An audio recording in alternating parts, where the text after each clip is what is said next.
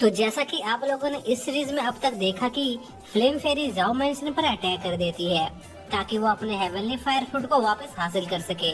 लेकिन जाओ family move family के मेजर्स की मदद से फ्लेम फेरी को एक बैरियर में सील कर देते हैं, जहां पर चैनियो फ्लेम फेरी को काफी घायल कर देती है। लेकिन तभी चैनियो को पता चलता है कि फ्लेम फेरी उसकी रियल मदर है और वो जिसे अब तक अपनी मदर समझ रही थी वो डेमोनिक नाम की एक वांटेड क्रिमिनल थी जो जाओ फैमिली की मदद से हेवनली फायर फ्रूट को हासिल करना चाहती थी, जिस पर मुफान और फ्लेम फेरी आपस में मर्ज होकर डेमोनिक को हरा देते हैं। लेकिन इस बैटल में फ्लेम फेरी बहुत घायल हो गई थी, इसलिए मरने से पहले फ्लेम फेरी मुफान को फायर फ्रूट देती है, जिससे एक फ्लेम फेरी का जन्म होता है जो अपनी स्पीसीज की आखिरी क्रिएचर थी। इसलिए मुफान उसका ध्यान रखने लगता है। लेकिन फ्लेम फेरी को पालना काफी एक्सपेंसिव था, इसलिए मुफान उसके स्कूल की टॉप 10 रैंकिंग में जाने का फैसला करता है ताकि वो 3 स्टेप टावर को फ्रीली यूज करके अपने समनिंग एलिमेंट को लेवल 2 पर अपग्रेड कर सके, जिससे फ्लेम फेरी की ग्रोथ रेट काफी बढ़ जाती। और रैंकिंग मैच के दौरान मुफान का सामना यू मिंग से होता है जो उसकी उम्मीद से काफी ज्यादा पावरफुल निकलती है।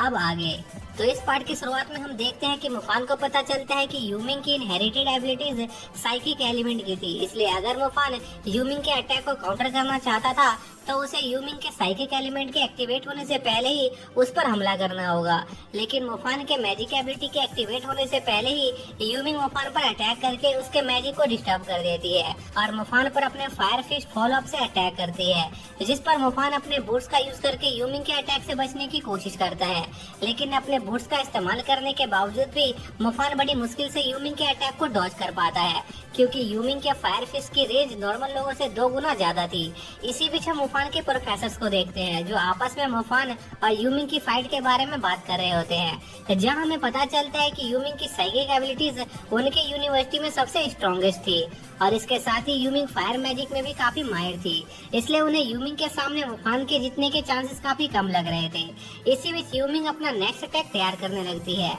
जिस पर मुफान फेंडिर को उसकी मदद करने वहां पर बुलाता है। लेकिन तब तक यूमिंग अपने 9 पैलेस फायर स्पेल से मुफान पर अटैक कर देती है, जिस पर मुफान फेंडिर की मदद से यूमिंग के 9 पैलेस मैजिक अटैक को ब्लॉक करने लगता है, जो देखकर मुफान के दोस्तों को मुफान की चिंता हो रही होती है। लेकिन वहीं दूसरी तरफ मुफान के दुश्मनों को मुफान को मुश्किल में देखकर मजा आ रहा होता है। इसी बीच मुफान का नेकलेस उसके गले से गिरने वाला होता है, जिसे पकड़ने के चक्कर में मुफान यूमिंग के एक अटैक से बच जाता है जो उस पर डायरेक्टली पॉइंटेड था, जिस पर मुफान सोचता है कि उसकी किस्मत बहुत अच्छी है। इसी बीच यूमिंग का अटैक पूरे स्टेडियम में तबाही मचा रहा होता है, जिन्हें मुफान किसी तरह डॉज कर रहा होता है और इन द एंड मुफान यूमिंग के अटैक से सही सलामत बच जाता है। और मुफान को सही सलामत देखकर ऑडियंस को काफी ज्यादा गुस्सा आ रहा होता है, क्योंकि वो सभी मुफान से नफरत करते थे और सोच रहे होते हैं कि अगर मुफान के पास 2 एलिमेंट नहीं होते तो अब तक मुफान ये मैच हार चुका होता। इसी बीच मुफान को महसूस होता है कि डीन ने उसे जो नेकलेस दिया था उसमें साइकिक एलिमेंट को रेसिस्ट करने की पावर थी,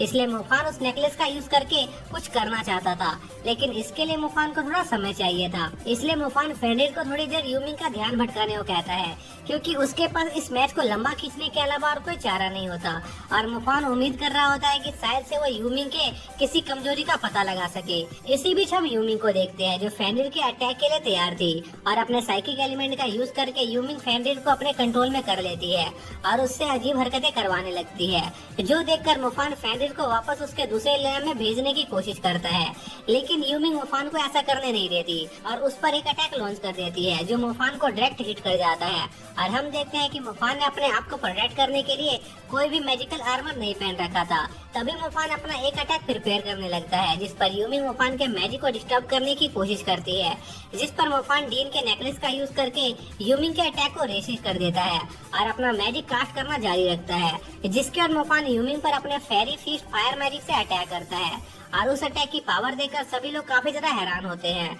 लेकिन यूमिंग अपने मैजिकल गियर का यूज करके खुद को प्रोटेक्ट कर लेती है। लेकिन मुफान यही नहीं रुकता और यूमिंग पर अपने लाइटिंग मैजिक से भी अटैक करने लगता है, क्योंकि मुफान के पास यूमिंग को डैमेज करने का सिर्फ यही एक मौका था। इसलिए मुफान यूमिंग पर लगातार थंडरबोल्ट से अटैक करने लगता है, जिस पर यूमिंग अपने इक्विपमेंट का यूज करके मुफान के अटैक को ब्लॉक करने की कोशिश करती है। लेकिन मुफान एक के बाद एक यूमिंग पर अटैक करता ही रहता है, जिससे इन द एंड यूमिंग का आर्मर डिस्ट्रॉय हो जाता है और वो खुद को मुफान के सामने सरेंडर कर देती है, क्योंकि उसके पास मुफान के अटैक को ब्लॉक करने के लिए कोई इक्विपमेंट नहीं बचे थे। जिसके साथ ही मुफान टॉप 10 रैंक के अंदर पहुंच जाता है, जहां पर कुछ लोग मुफान के लिए चीयर कर रहे होते हैं, क्योंकि वो मुफान की पावर से काफी ज्यादा इम्प्रेस हो गए थे। लेकिन डोंगलिंग इस मैच के रिजल्ट से बिल्कुल भी खुश नहीं था, इसलिए वो खुद मुफान से निपटने का फैसला करता है। इसी बीच हम मुफान को देखते हैं जहाँ पर प्रोफेसर बाई मुफान को हील कर रहे होते हैं। इसी बीच प्रोफेसर बाई मुफान को जल्दी से उसके लिए कोई हीलिंग में ढूंढने को कहते हैं, क्योंकि मुफान की ट्रीटमेंट करते वक्त प्रोफेसर बाई को मुफान की बॉडी के अंदर मौजूद डीमन एलिमेंट के बारे में पता चल गया था, और किसी कारण से वो डीमन एलिमेंट काफी ज्यादा अनस्टेबल हो रहा था। इसलिए अगर मुफान ने जल्दी कुछ नहीं किया तो यह मुफान के लिए काफी खतरनाक हो सकता था। इसलिए प्रोफेसर बाई मुफान को एक हीलिंग मैच से मिलने की सलाह दे रहे थे, लेकिन मुफान को इसकी बिल्कुल भी चिंता नहीं थी। और मुफान प्रोफेसर बाई से पूछता है कि क्या वो फेंडिर को भी हील कर सकते हैं, लेकिन सैडली प्रोफेसर बाई को समन क्रिएचर के बारे में नॉलेज नहीं थी, इसलिए वो फेंडिर को ट्रीट नहीं कर सकते थे। इसी बीच मुफान कुछ स्टूडेंट को आने वाले वर्ल्ड स्कूल कंपटीशन के बारे में बात करते हुए सुनता है, जिसमें मुफान के लिए एक सीट पहले से ही रिजर्व कर दी गई थी, जिससे उन्हें जलन हो रही थी और वो चाहते थे कि मुफान उस कंपटीशन में काफी बुरी तरह से हार जाए। और यह सब मुफान भी सुन रहा होता है, जिस पर प्रोफेसर बाई मुफान को इन सब चीजों को इग्नोर करने को कहते हैं और उसे वर्ल्ड स्कूल कंपटीशन के लिए तैयारी करने की सलाह देते हैं, क्योंकि वर्ल्ड स्कूल कंपटीशन मुफान की सोच से भी काफी ज्यादा डिफिकल्ट होने वाला था। इसी दौरान हम सिया और उसके एक पार्टनर को देखते हैं, जो सोल्जर्स के ग्रुप को वहाँ ढूंढने आए थे, जो 2 महीने पहले उस जगह से गायब हो गए थे। और उन्हें उस एरिया के लोकल विलेजर से एक मॉन्स्टर के बारे में ही पता चलता है, जो उस फॉरेस्ट में रहता था और पिछले कई दिनों से काफी ज्यादा एक्टिव था। तभी सियाओ को मुफान का कॉल आता है, जहाँ पर मुफान सियाओ से कमांडर कॉन्ग के बारे में पूछता है, क्योंकि मुफान को कॉन्ग से कोई जरूरी काम था। जिस पर सियाओ मुफान को बताता है कि commander Kong 5 star dark wing wolf को मारने के बाद से बो सिटी में ही रह रहे हैं और काफी लंबे समय से उसकी भी कमांडर कॉन्ग से बात नहीं हुई थी। इसलिए अगर उसकी मुलाकात कमांडर कॉन्ग से होगी तो वो कमांडर कॉन्ग को मुफान की कॉल के बारे में बताने का वादा करता है। इसी बीच हम देखते हैं कि सियाओ के ग्रुप के कुछ मेंबर के पीछे डीमंस बीस्ट का एक ग्रुप पड़ गया था। तभी वहाँ की जमीन से और भी कई सारे मॉन्स्टर निकलने लगते हैं, जिस पर वो गौर करते हैं कि यह जगह चारों तरफ से माउंटेन से घिरी हुई है, जिस वजह से यहाँ पर शाम के समय सूरज की रोशनी नहीं आती थी। इसलिए वो जगह अनडेड मॉन्स्टर के रहने के लिए बिल्कुल परफेक्ट थी। इसी बीच सियाओ को उसके ग्रुप के कैप्टन से पता चलता है कि उनके ग्रुप के काफी सारे मेंबर उन अनडेड मॉन्स्टर के हाथों मारे गए हैं, इसलिए उनके पास उस जगह से निकलने के अलावा और कोई चारा नहीं होता और वो सभी वहाँ से अपनी जान बचाकर भागने लगते हैं। लेकिन इसमें कुछ मॉन्स्टर उनके एक साथी को पकड़ लेते हैं, जिस पर जैंग अपने मैजिक का यूज करके उस आदमी को बचा लेता है और उनके ग्रुप का कैप्टन उस आदमी की मदद करने जाता है। लेकिन एक मॉन्स्टर उस आदमी को पकड़ लेता है और उसे बचाने के चक्कर में सियाहो का कैप्टन भी चारों तरफ से मॉन्स्टर से गिर जाता है और एक मॉन्स्टर वहाँ आकर सियाहो के कैप्टन पर अटैक करके उसे जान से मार देता है। जहाँ पर मरने से पहले सियाहो का कैप्टन सिया और उसके साथी को किसी भी हालत में रात होने से पहले इस फॉरेस्ट से निकलने का ऑर्डर देता है, जिस पर सिया और उसका साथी अपनी जान बचाकर वहाँ से भागने लगते हैं। लेकिन तभी सियाहो का साथी एक गड्ढे में गिर जाता है और हम देखते हैं कि बहुत सारे अनडेड मॉन्स्टर उस गड्ढे से निकलकर ऊपर आने की कोशिश कर रहे होते हैं। तभी वहाँ पर वही मॉन्स्टर आ जाता है जिसने सियाहो के कैप्टन को मारा था और उस मॉन्स्टर ने सियाहो के कैप्टन की खाल पहन ली थी, जो देखकर सियाहो काफी ज्यादा डर जाता है और गलती से उस गड्ढे में गिर जाता है, जिसमें काफी सारे डीमंस उस पर चढ़ रहे होते हैं, जिसके साथ ही यह पार्ट यहीं पर एंड हो जाता है।